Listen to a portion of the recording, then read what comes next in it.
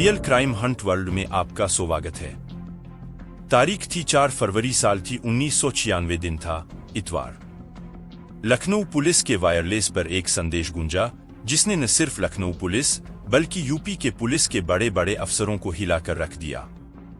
Wireless पर संदेश था कि ओसीआर बिल्डिंग के बी टावर से बोरी में भर के एक लाश नीचे फेंकी गई है। विधानसभा से चंद कदमों से दूर ही ओसीआर बिल्डिंग हुसैनगंज थाना क्षेत्र में था, जिसमें विधानसभा और विधान परिषद सदस्यों को आवास आवंटित किए जाते हैं।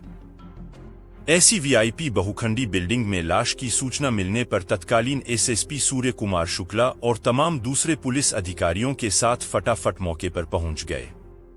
लाश बोरा में डाल के ऊपर से फेंका गया था, जिससे बोरा ऊपर से नीचे गिरने से फट गया था, इसलिए लाश के कुछ अंग बाहर दिखाई दे रहे थे। ये देख के सब हैरान थे। फिर एक दरोगा ने जैसे ही बोरा खोला, उनके सामने का नजारा देख के अधिकारियों का होश उड़ गया।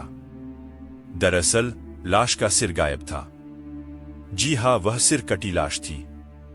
उसके बाद तुरंत पुलिस ने छानबीन शुरू कर दिया। करीब 1 घंटे की छानबीन करने के बाद पुलिस को पता चला कि लाश 7वें मंजिल की बालकनी से नीचे फेंकी गई थी। लाश एक पुरुष की थी, जिस्म पर पैंट और शर्ट थी। पुलिस जब उसका छानबीन कर रही थी, तब पुलिस को उसकी जेब से सिवा एक रूमाल के कोई ऐसा सबूत नहीं मिला जिससे लाश की पहचान हो पाती। पुलिस ने आसपास काफी तलाश की, लेकिन लाश का सिर पुलिस को नहीं मिला। फिर खून के निशानों के सहारे पुलिस इस नतीजे पर पहुंची कि लाश को फ्लैट नंबर 706 से खींचकर बालकनी तक लाया गया था। लेकिन फ्लैट के गेट पर सफाई के बाद भी पुलिस को खून के कुछ निशान मिल गए, लेकिन फ्लैट नंबर 706 में ताला लगा था। हुसैनगंज पुलिस ने कागजी कार्यवाही पूरी कर लाश को पोस्टमार्टम के लिए भेज दिया। उसके बाद पुलिस ने यह खोजना शुरू किया कि 706 नंबर फ्लैट में कौन रहता है, तो पता चला कि 706 नंबर का फ्लैट हस्तिनापुर से विधायक रहे गोपाल काली के नाम था, जो उस बार का चुनाव हार गए थे। रविवार का दिन था और उस समय मोबाइल जैसी सुविधाएं भी नहीं थीं। इसलिए लखनऊ पुलिस ने मेरठ पुलिस के जरिए पूर्व विधायक गोपाल काली से संपर्क की, तो पता चला कि वह तो 1 महीने से मेरठ में ही थे।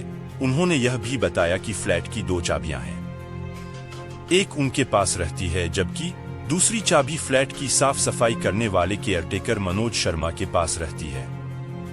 मनोज शर्मा 1 फरवरी को अपने घर उत्तराखंड गया था और उसकी चाबी उसी के पास थी।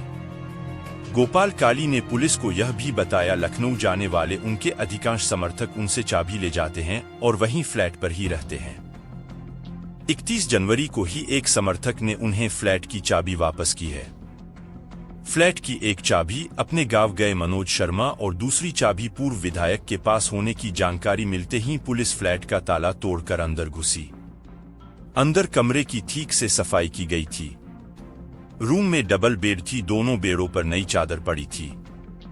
लेकिन पुलिस ने जैसे ही चादर हटाई तो उन्हें गद्दे पर काफी खून दिखाई दिया। साथ ही पुलिस को सफाई के बाद भी कमरे की फर्श से खून के निशान मिल गए, जिससे यह बात तय हो गई कि हत्या उसी कमरे में की गई थी। बाथरूम में वॉश बेसिन में मिले खून के निशानों ने इस बात की पुष्टि की कि वहां खून साफ किया गया है। कमरे की तलाशी के दौरान पुलिस को वहां से भारी मात्रा में शराब की खाली बोतलें मिली। इसके साथ ही कुछ और भी आपत्तिजनक सामान पुलिस ने फ्लैट से बरामद किया। मामला पौष इलाके में सिर कटी लाश मिलने का था, इसलिए अखबारों में उससे जुड़ी खबरें काफी चर्चे में थी। कमरे की छानबीन से ऐसा प्रतीत होता था कि जैसे वहां हवन और पूजन किया गया हो। इससे वहां बलि दिए जाने की आशंकाएं भी अखबारों में छपीं। तभी इसी बीच विधायक गोपाल काली भी लखनऊ आ गए थे। फिर पुलिस ने लाश की पहचान के लिए उन्हें लाश की फोटो और कपड़े दिखाए, लेकिन वह पहचान नहीं कर सके। लेकिन उन्होंने यह जरूर कहा कि लाश की जेब से मिला रूमाल उनका है। इस तरह घटना के 5 दिन बीत गए और 5 दिन बाद भी पुलिस की तफ्तीश वहीं खड़ी थी जहां से शुरू हुई थी। फिर छठे दिन यानी 10 फरवरी को लाश की पहचान के रूप में पुलिस को बड़ी सफलता मिली। लाश की पहचान सरकारी कर्मचारी मदन पाल के रूप में हुई। गोपाल काली ने बताया कि मदन पाल सचिवालय में नौकरी करता था, साथ ही उनके क्षेत्र से जुड़े काम वही करता था। जब वह लखनऊ में नहीं होते थे तो भी वह काम के लिए अपने समर्थकों को मदनपाल के पास पत्र लिखकर भेज देते थे। लेकिन विधायक गोपाल काली पहले ही दिन से शक के दायरे में थे। उन पर शक उस समय और गहरा हो गया जब लाश की जेब से बरामद रूमाल को उन्होंने अपना बताया। पुलिस की शक की सुई लगातार उन पर और उनके एक विधायक मित्र पर, जो कि बाद में एक राज्य के मुख्यमंत्री और केंद्र में भी मंत्री हुए, उस पर थी। रोज अखबारों में उन दोनों को लेकर खबरें छप रही थीं। आखिरकार उन लोगों ने तत्कालीन एसएसपी सूर्य कुमार शुक्ला से मुलाकात की और मामले में तेजी से जांच कराने का अनुरोध किया। हत्या का कोई सुराग मिल नहीं रहा था और न ही लाश का सिर। ऊपर से लगातार पुलिस पर दबाव बढ़ रहा था। इसी बीच पुलिस को उस फ्लैट से एक टेलीफोन डायरी मिली जिसमें 100 से ऊपर नंबर थे। पुलिस ने सभी नंबरों पर फोन करना शुरू किया। इसी बीच डायरी से एक नंबर पुलिस को मिला जो मवाना, मेरठ के एक निवासी अशोक शर्मा, जिसे लोग अशोक पंडित के नाम से भी जानते थे। पुलिस को आसपास के लोगों से यह भी जानकारी मिली कि अशोक घटना के दिन ओसीआर में देखा गया था। इस जानकारी ने पुलिस की तफ्तीश को दिशा दे दी। पुलिस की एक टीम मवाना पहुंची और अशोक पंडित से पूछताछ शुरू की। पहले तो उसने पुलिस को खूब भरमाया, लेकिन जब पुलिस सख्ती करने पर उतरी तो फिर वो टूट गया और स्वीकार किया कि उसी ने अपने साथी के साथ मदनपाल की हत्या की है। फिर पुलिस अशोक पंडित को लखनऊ लाई और पूछताछ शुरू की। पूछताछ के दौरान उसने बताया कि वह 2 फरवरी को एक तबादले के सिलसिले में अपने दोस्त नौशाद के साथ लखनऊ आया था। मनोज शर्मा फ्लैट पर नहीं था तो उसने मदनपाल से संपर्क किया। मदन ने उसे रात में फ्लैट पर मिलने को कहा। चाबी न होने पर मदन ने कहा कि उसने चाबी बनवा रखी है।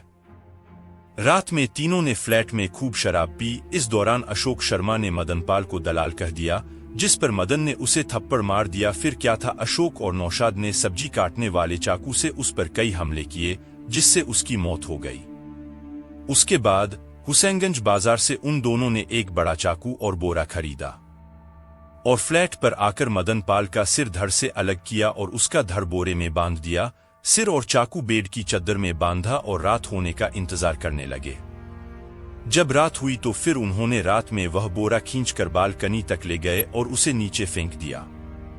इसके साथ ही सिर और चाकू लिपटा चद्दर लेकर वह फ्लैट बंद कर निकल गए।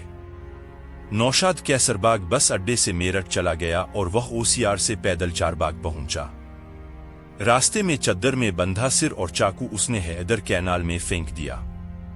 ये जानकारी मिलते ही पुलिस ने हैदर कैनाल में सिर को काफी तलाशा। पुलिस को सिर तो नहीं मिला, लेकिन चाकू मिल गया। पुलिस ने नौशाद को भी गिरफ्तार कर लिया और दोनों को हत्या के आरोप में जेल भेज दिया। मामला अभी तक अदालत में है, लेकिन मदनपाल का सिर पुलिस को आज तक नहीं मिला। दोस्तों, ऐसे और भी क्राइम से जुड़े रियल स्टोरी जानने के लिए हमारे चैनल को सब्सक्राइब कीजिए। हमारे चैनल पे फ्यूचर में और भी रियल क्राइम स्टोरी आती रहेगी।